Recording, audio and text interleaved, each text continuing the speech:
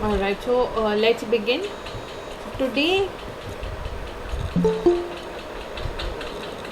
we yesterday we covered the attributes and characteristics of decision support system. We'll start with applications of DSS. Now when we say applications of DSS, what are the places we'll see and look at some examples of where all DSS can be applied and how it is being applied. Okay, so an airline DSS, when DSS decision support system is used in an airline developed by American Airlines but is used by other airlines, aircraft manufacturers and airline financial analysis consultants and associations. So an airline DSS is used by all these parties. Then a marketing DSS, brand aid is one of the example for marketing DSS. Okay, it's the name of the software. Is used for marketing planning, especially in packaged goods industries. It helps brand managers to make pricing, sales efforts, promotion, advertising and budgeting decisions for products, product line and brand of products. Okay, so marketing DSS helps in all these activities, setting up the prices, then budgeting for various things like specific products or entire product lines or brand of products. Okay, then a government DSS, which is the geo data analysis and display system, was developed by IBM. It constructs and displays maps and other graphic displays that support decisions affecting the geographic distribution of people and other resources. Okay, so these are few examples. You can just read through and there are more available on the internet in case you want to see or read through some more. Okay, so these are basic, just some examples of DSS being applied in real life. Okay,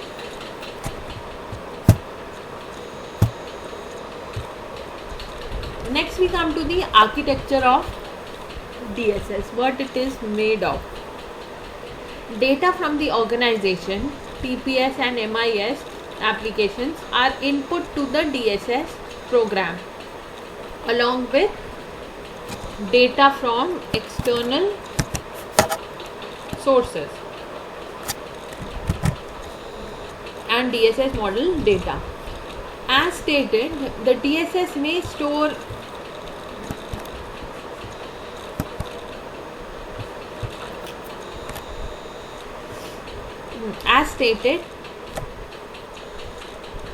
the DSS may store and later reprocess its own model data as well. The user interacts with the DSS online, requests are made, models are created or adjusted, and data is manipulated, etc. Okay, so these are the steps that a DSS performs, or these are the things that go on when a DSS works. So the user interacts with the DSS and it is used online, makes a request, then based on the request various models are created, various steps are made or various activities are performed, and data is manipulated. Manipulated means changed or altered.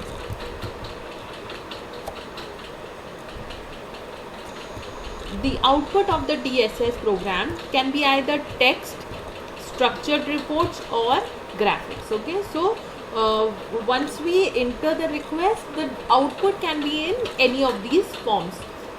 It can be written in a text form, a structured report, sort of a tabular thing, or a graphic, which is a diagram or a model, something of this kind. See here. I'll just explain this quickly once we finish this. A variety of programs supported by the DSS include spreadsheet programs, personal database management system, which is database management system, which is the DBMS, model based management system, word processing packages, and other special purpose programs. Okay, so these are also some of the DSS programs that are used in the under the DSS. Okay, now if we look at the architecture of DSS, the data from TPS, MIS, TPS is, what is TPS? Can anybody tell me? I told you yesterday what was TPS.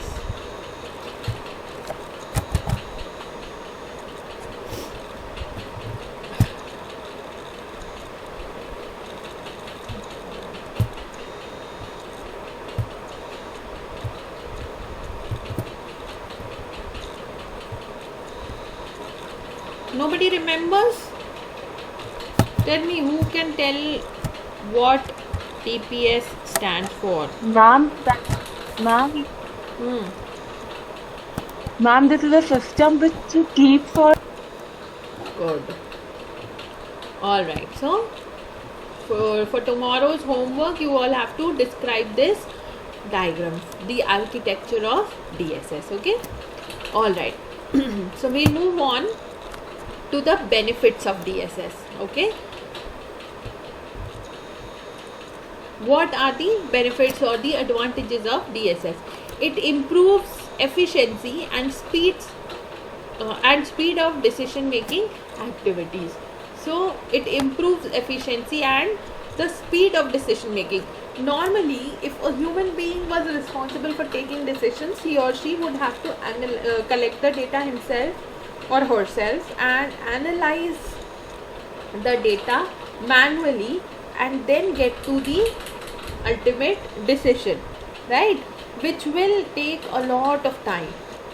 But in case of a DSS, if an organization uses a DSS, it becomes very easy and quick to take the decision. Plus, a computer system or a DSS system does not miss any facts and figures.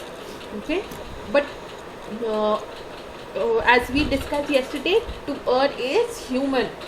Humans are prone to errors. Okay, so efficiency is improved and speed is high. Then increase the control, competitiveness, and capability of futuristic decisions.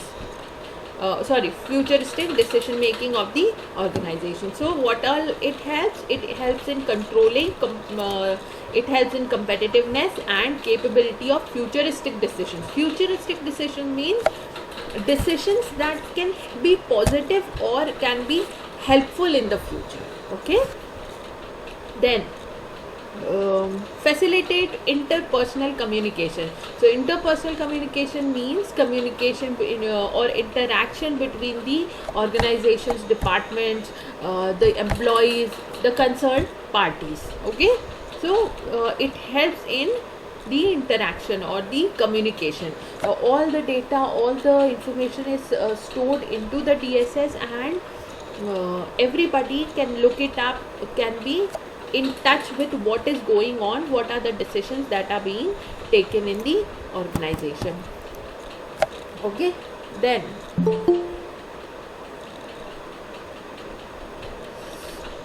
encourages learning or training. So learning or training, how? When we use a DSS, a DSS usually provides us with the analysis, or it provides the way in which things should be done. Okay, what are the facts, or what is the information that is relevant to in a situation for taking a decision, we can learn from it. Okay, plus in case of past experiences. We can learn from those past experiences, and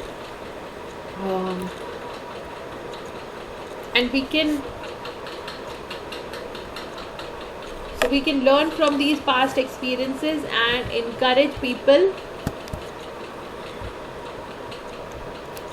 What was I saying? These people keep joining and I've lost focus what I was saying. Yes, so it helps us in keeping a record of what happened in the last previously, and what is to be done, or what all can be done in the future course of action. Okay, so it acts as a training module also. Okay, for example, last year, what were the changes that I brought about in the pricing system at a changing scenario, or when the market was changing, or the needs and preferences of the customers were changing? What are the decisions that I took? I can recall them, I can learn from them that what was the effect of those decisions, and this year I can make better decisions. Okay, then next, since it is mostly used in non-programmed decisions, it reveals new approaches and sets up new evidences for an unusual decision. Okay, so as we have seen when we were discussing what DSS means, we discussed that DSS helps in taking decisions that are unstructured or semi-structured, right? So unstructured or semi-structured decisions are also known as non-programmed decisions. Decisions for which we have not created any kind of module or any kind of course of action or standard that could be fixed. Okay, we did not develop such sequences for any of these decisions. So the DSS helps us in creating new approaches or new solutions to problems that are unusual. Okay, then helps automate managerial processes. So managerial processes can be automated, means they will not be done manually. For example, there has to be a notice that has to be displayed, or an information that has to be circulated. So that does not require the manager to do it himself or herself. The DSS can do it on their behalf.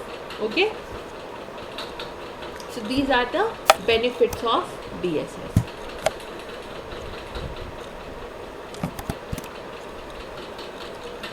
Alright, then comes the components.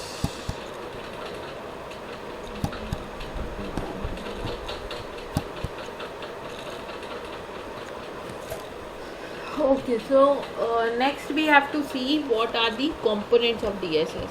Okay, everybody understood up till now what we studied? Is there any doubt, any problem?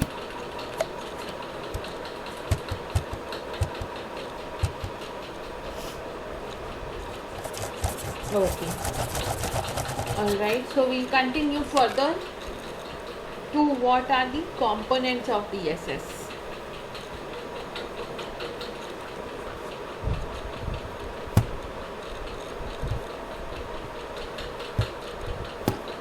I have uploaded the yesterday's video. Okay, I couldn't do it yesterday, so I have uploaded it today. So in case anybody missed it, you can go and watch it today.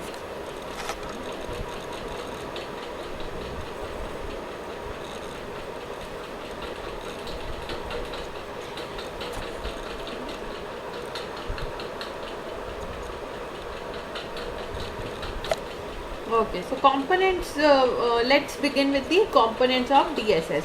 Following are the components of decision support system. First is database management system, or DBMS.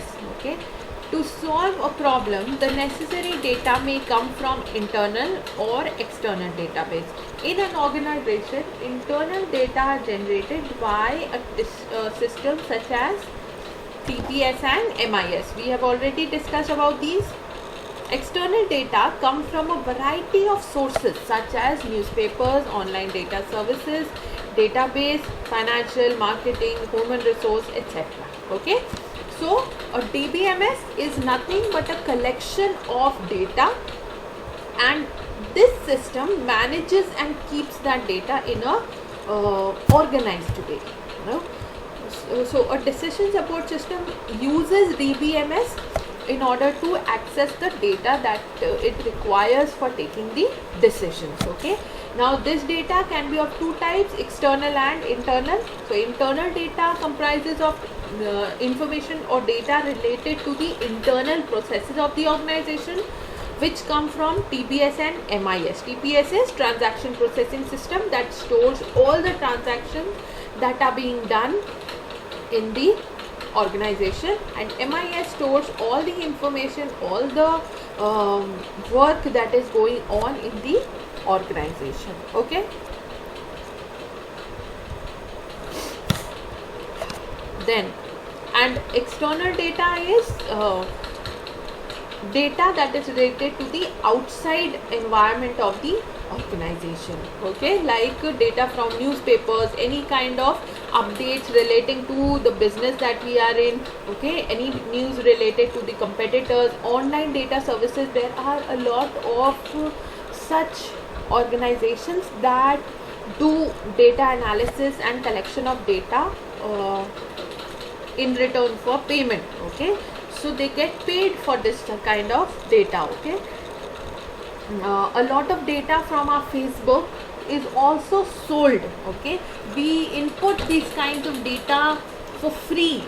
Okay, we upload our check-ins, we upload what we ate, what are the reviews about some XYZ places, and that data is collected and it is sold for a lot of money. Okay, and we are giving it to them for free. Okay, so that is also a source of external data. Alright, so this was the first component. Next we come to model management system. It stores and accesses models that managers use to make decisions. Such models are used for designing manufacturing facility, analyzing the financial health of the organization, forecasting demand of a product or service, etc. Okay, so model management system basically creates models or creates sort of forecasts for certain decisions. Okay, what will happen in what situation.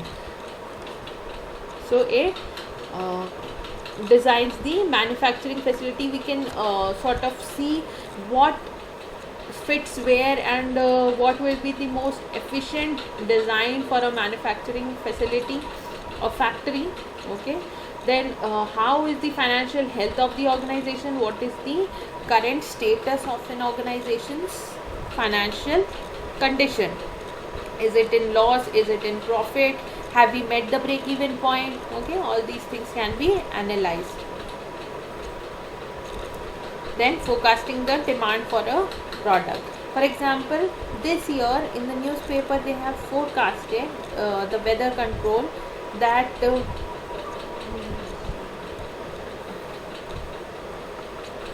that it is going to be very harsh winter this year. Okay, so this data can be used by the apparel industry, the garment industry, in order to create or produce the products that they are producing. The winter wear comes at this time, and so these companies can start production based on the demand that will be created. Okay, then support tools. What are the support tools? Support tools like online help, pull down menus, user interface, graphical analysis, error correction mechanism, facilitates the user interactions with the system. Okay, so these are some of the tools that help in the interaction or in the decision taking. So these are very simple. You can sort of take the example of this application software that we are using. Okay, what is it? It's Microsoft PowerPoint. Okay, we have online help, you can find here. Okay, online help. Then you can have pull down menus like these. Okay, then user interface is the things that we see, that we can access, we can touch, we can use the buttons. All this comes under user interface. Okay, graphical analysis, you can use graphs and diagrams like this we created here. So this is a model, this is sort of a diagrammatic representation of what we are studying. Okay, error correction mechanism, error correction, for example, if I misspell something, there is a facility here to auto correct it, right? So such facilities are also provided in the decision support system. Okay, it shows you where you have made a mistake. You may have filled some forms online.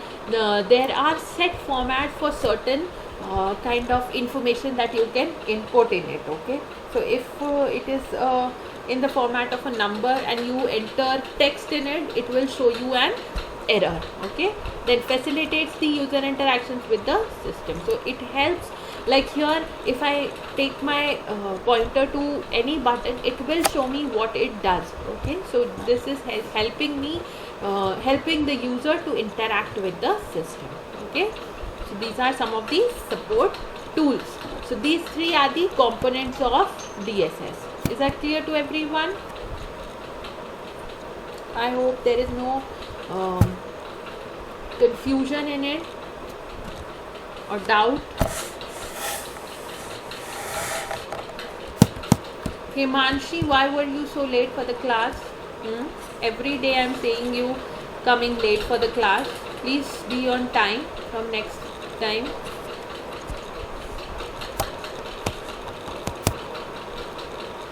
Okay. Alright, so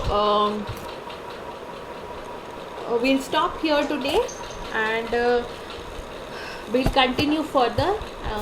For tomorrow's class, we'll see the decision support tools, that the things that are involved, or that the components that are involved in the decision support tools. Okay. All right. Thank you, girls. That will be all for today.